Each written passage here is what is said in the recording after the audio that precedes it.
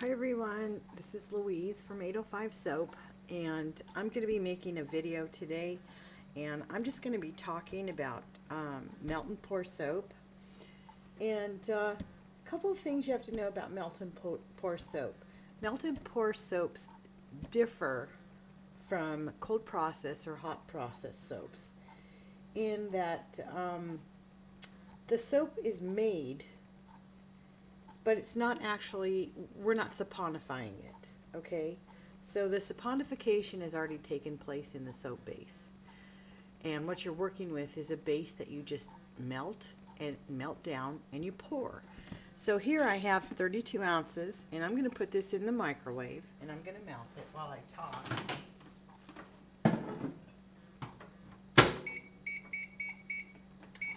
And I'm going to just give you a little bit of information on the melt and pour.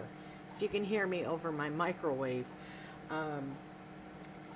Melt and pour, you can't control the ingredients in it. The ingredients are made by the manufacturer, and when you buy a base, I suggest that you look at the ingredients before you purchase it. If you don't know what the ingredients are, get online and Google it. And if there's something in there like synthetics or anything that you don't like that's in the base, then don't buy it. There's a lot of good bases out there, and there's a lot of bad bases.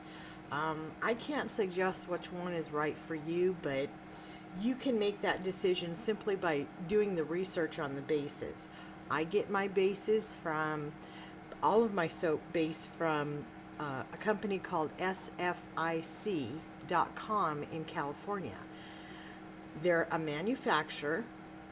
They don't go through a middleman. I don't go to Brambleberry. I don't go to Wholesale Supplies Plus, Essentials by Catalina, Nature's Garden, any of those companies. They usually go to SFIC Direct or another company. Or some of them make them. I think Wholesale Supplies even manufactures her own base on the East Coast. I'm not sure, but I'm pretty sure about that. The difference is that you take this base, and what I use to cut it is this. This is a taper's knife. It's used in the construction industry, and it runs about $10 to $12 for this. And this is what I use to cut my soap with. I don't use a knife. Knives are too dangerous. This has a dull blade on it. It's really not going to hurt you if you have enough pressure to push it down so that your fingers are out of the way of it, and you're less likely to get hurt with it, in my opinion, if you're doing a lot of it. The difference that melt and pour has over cold process, I do both soap making. I do both processes of soap. But the difference is that you can create more vibrant, a lot of vibrant colors, different techniques. You can add fragrance oils, essential oils, moisturizing agents, colorants, exfoliating agents. You can put a whole bunch of stuff in here. I don't recommend you put in a lot of excess oils to modify it, because the base is already made, and when you do that, you compromise it. You're going to compromise the base, which will reduce the lather and reduce the bubbles and make it soft. This is fairly hard, and you want to keep it hard, you know. And what I do is I just take this and I make slices, and then I take my slices and I cut them in thirds, and I make like 1-inch chunks. Okay, and that's what I'm left with. This is what I melt down, okay, in the microwave. I use a microwave. I don't use a double boiler. You can use a double boiler. Microwaving has worked for me for the past 3 years, and I love it. I have an old microwave, and it's still working for me. You want to heat this base up to about 140 to 150 degrees. You don't want it, that's depending on how much. I'm not talking about 8 ounces, okay, or 4 ounces of soap. You do not have to get it that hot. You can get it up to probably about 140, and you're going to be fine. Um, I just had this in the microwave, and it's still got some chunks in there. So what I do is I just stir it up until the chunks are melted. And for the last 3 years, I didn't buy a lot of tools. Well, I did, but I didn't have, I didn't want to spend a lot of money. So I bought a candy thermometer. And this works fine. Candy thermometers are great. You got to have the patience to use them. You have to stick them in there, and you'll get a temperature on there. But when there's little chunks in there, if you keep stirring this, those chunks will melt. If they don't, then you want to take it out and you want to reheat it until it's liquid. I know for me personally, if I soap 32 ounces, everything that I make, because I do have a business, everything I make is measured. My soap is measured, my colorants are measured, my fragrance oils are measured. Everything is measured in exact proportions of what I'm going to be using it. Only because I want to make the same thing over and over, and I want it to be consistent. So if you get this up to about 140, 145, it'll be liquid. In my microwave, what I use is that on this amount of weight, on 32 ounces, I put it in my microwave for about 3 or 4 minutes. And then what I'll do is I'll do it bursts of 30 seconds, if it's not all melted. But as you can see, as I'm standing here talking to you, pretty much all of these are melted. All of the pieces are melted. And they will melt. The thing with melt and pour is you can't leave it. If I was to leave this right now, I would probably get a skin on it within a couple of minutes. When I'm stirring it constantly, I'm redistributing the heat in here. So that helps a lot, when you do that. Today I'm going to be doing fragrance oil. Like I said, I measure everything out.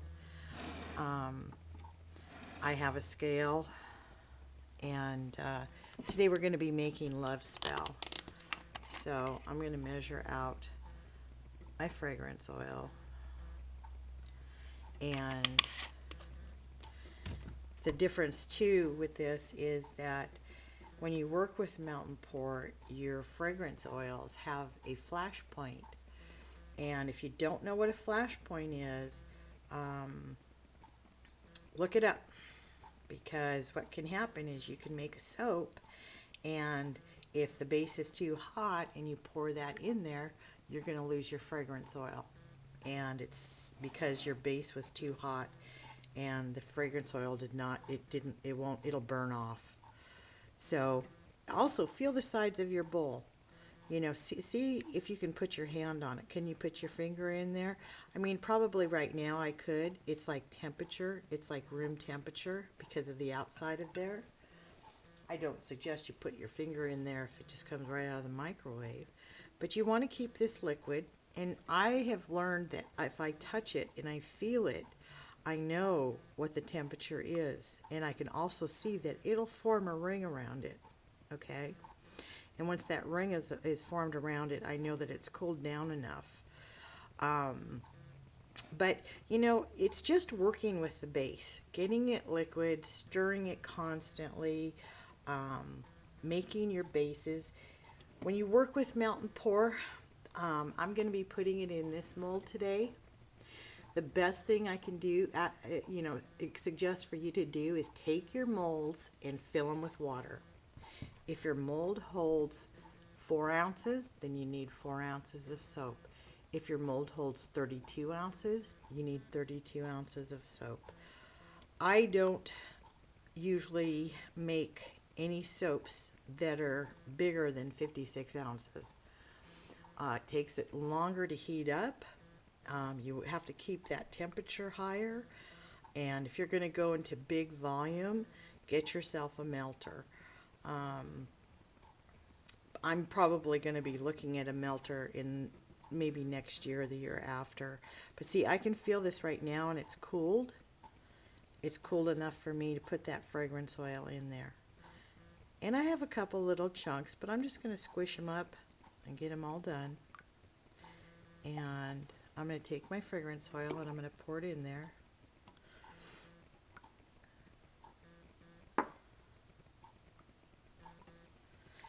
And I have my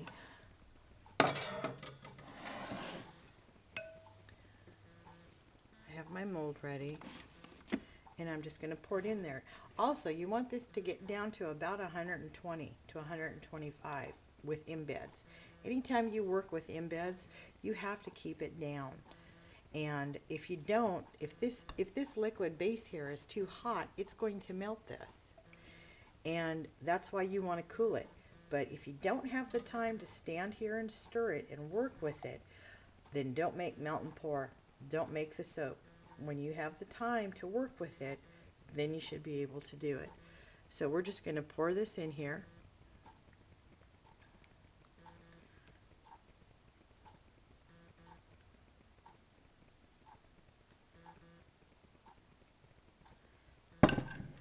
We're going to use 70% rubbing alcohol. And I'm going to spritz all the bubbles.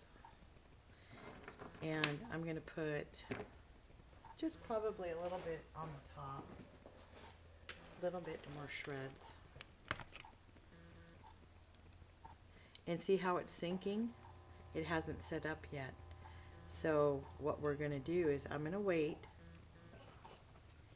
And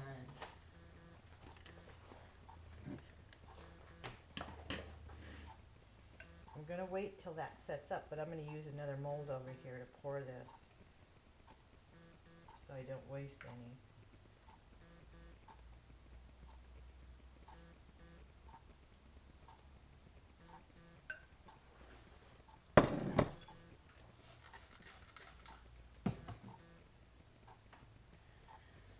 So when this gets a little thin skin on it, then you can put it on top and it'll sit on top. Everything is kind of timing with melt and pour. It takes a little bit time to work with it, but you can see how it's not sinking. It's staying more on the top of the surface of the soap. Some of it's going to sink in, but some of it's going to just remain on the top, which is what I want. Okay. So I just thought I'd share. This is something that I wanted to share with some people out there. Maybe it's a pay it forward attitude that I have today for the holidays, that if somebody, you know, wants to learn something about melt and pour, you're more than welcome to ask. It's not really difficult, but there is a couple of tricks with it. And I'm going to be doing probably a couple of more videos next year with soaping with melt and pour, and I'll share some of the tricks and stuff that I use personally, so that other people can benefit from it too. I'd like to wish everyone a Merry Christmas and Happy Holidays from me to you. And like I said, if you have any questions about it, you can just write them down below and I'll try to answer them. But Google is your friend. If you Google anything, you're going to find it out there. There's also a lot of really good books on Amazon that you can get. And I'll be making another video probably on colorants or additives and things like that. If you guys want to see me do something, just write it down below in the comment section and I'll be more than happy to take that into consideration when I make a video. Anyways, wishing everybody a happy holidays. Bye.